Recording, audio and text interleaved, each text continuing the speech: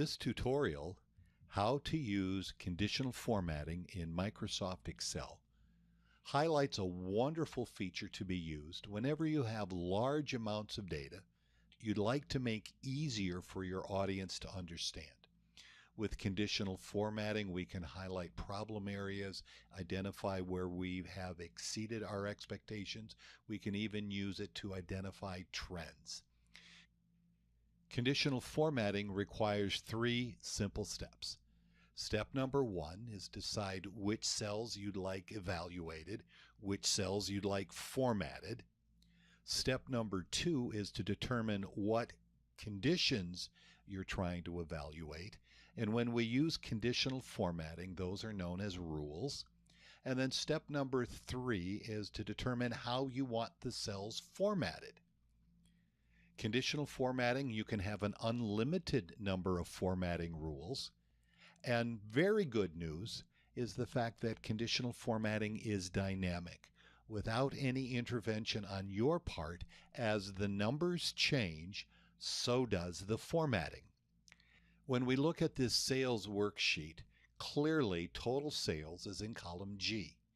We could certainly read the values between G2 and G8, but we might want to make them more noticeable, more visible to the people who are analyzing this report. So once we have selected our cells G2 through G8, we make sure that we're on the Home tab. We go to the Styles group and we choose Conditional Formatting, where we will find all of the pre-written rules that we can use to format those cells. For this example, I think we're going to use data bars, and we will choose a gradient fill. Gradient fill means that we go from dark to light, from left to right as the numbers increase. So as the numbers change automatically, notice as the numbers go up, the bar gets longer. As the numbers go down, the bar gets shorter. And once again, consistently, dark on the left, light on the right. One example of conditional formatting. We may want to look at individual performance by category and by person. Step number 1 again, identify the cells you'd like evaluated. Step 2 is to determine how you want the cells evaluated. And step number 3 is what formatting you would like to see. So once again, we select the range of cells. In this case, it's B2 through F8. We'll go to conditional formatting, and this time we're going to highlight cells where the value is greater than $250.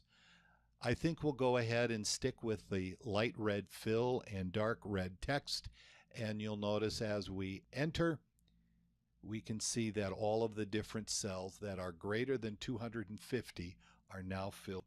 And once again, as the numbers change, the cells that are filled or conditionally formatted also changes. But we want to look at a couple of different things.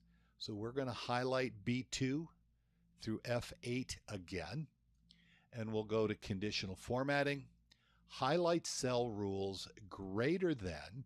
This time let's try $475.